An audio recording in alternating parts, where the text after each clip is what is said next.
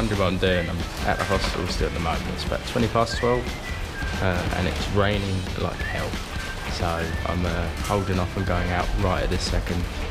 The internet's ridiculously slow here as well. In China, just the internet's awful most of the time. It was alright in Chengdu, but Chongqing is just fucking shit as well. I've had my laptop on non-stop for the last 12 hours and it's at 52%. And this is an 8-minute video. So today I think I might do show you around the hostel and sort of give you an idea of what it's like staying at a hostel, because I can't do anything else. So I think it might be a useful tips to show you sort of, this is a very good example of a typical hostel and what necessities you get. So I think it'll be a good brief video, as the weather really isn't easing off. It's 12:30, it should have eased off about an hour ago. So why not bring something good out of this video? This one's extra nice, you get a pool table, a foosball table and stuff like that. I'll show you the room quickly.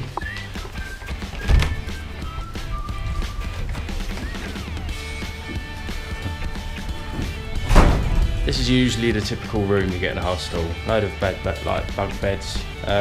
Sometimes you get curtains. You usually always get your plugs on the walls and simple things like that. A lamp. You get your lockers. Obviously, if you can't, if you don't feel like the hostel's a trustworthy place and they give you a key, don't use the locker because they will have a spare key.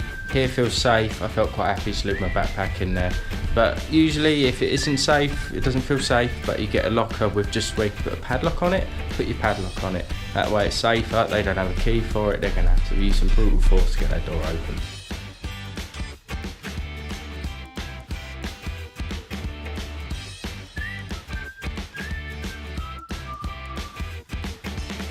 This is what you call a typical common room area.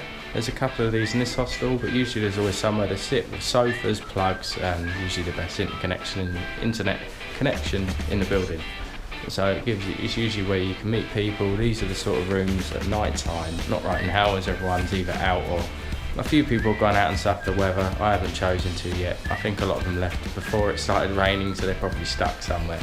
But if you come here around 6 to 8 in the evening, if you want to meet people, this is the place to go.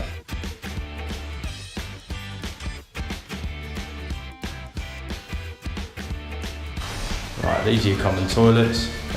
You get, it's in Asia, especially China, you get some of the typical sit on the floor toilets. I know it's not a nice thing to look at, but all the hostels I've been at so far, besides the one I was last at, which is only really a Chinese-based one, has Western toilets. So if you're uncomfortable with that, usually you're right there. They'll probably state in the video, or not the video, the advertisement.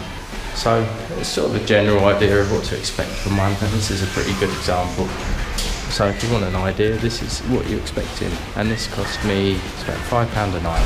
So I don't think that's bad for a good place to stay. I wish the internet was faster, but it's China's fault. Anyway, chat to you in a sec. Yeah, I'm just leaving the hostel. I've been in there for a couple of hours since I last spoke. I've got the video up to about 70%. When you stay in a hostel, you usually have the main amenities. Is that a word? If I'm wrong, I'm sorry. But you usually have things like a kettle and the basics if you do want to make like some tea, or if you want to boil some water for like, I don't know, the ramen noodles here and such. But they're not bad. Like, I mean, it's the cheapest way to travel. It's the best way to meet people. Like, I've been chatting to a couple of Australian guys in my room and stuff.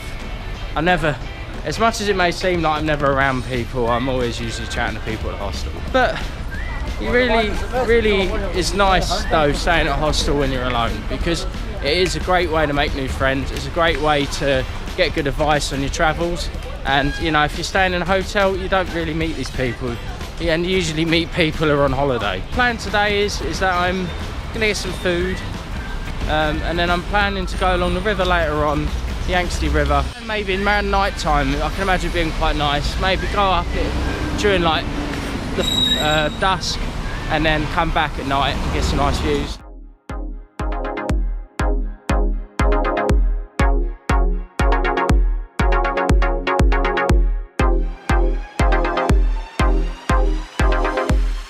And yes, I've come to Walmart. Apparently it's really good because there's loads and loads of things you can get here which you may need. So I'm gonna have a look around, see if there's anything I'm depleted of. Out of curiosity, I wanted to come here because I want to see what a Chinese Walmart is like. It's actually really weird because Asda in England's owned by Walmart, and it's all got the same signs and everything, all the big red signs, the big flashy numbers. So it's quite weird walking around in here, to be fair.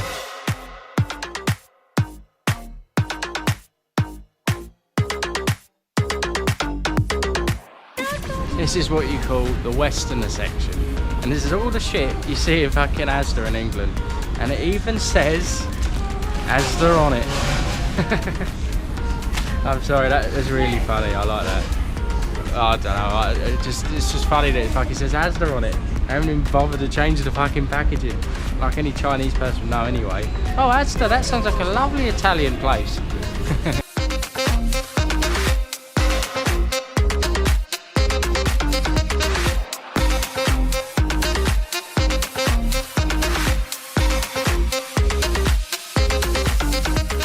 Right, just quickly going back to the hostel. We're going to be back there for about an hour, and then I'm going to go out for a walk up along the river. So chat to you guys in a sec. Alright, all back. Just had a shower, but there about an hour. And now just going to go for a walk up the river. So I thought it'd be a nice walk. Feeling a bit sort of unmotivated today. I think it's more the internet that's pissed me off. Because it makes you feel at unease, because you just want to get the stuff done, and you can't because some lovely connections not allowing you to. So, but besides that, nothing else really. It's just I think it's just annoying. It's more of an irritant than anything. I think this is the Yangtze River, so it's the main river that runs through the centre of China. So should be a nice walk, and hopefully it'll start to get dark when I start coming back.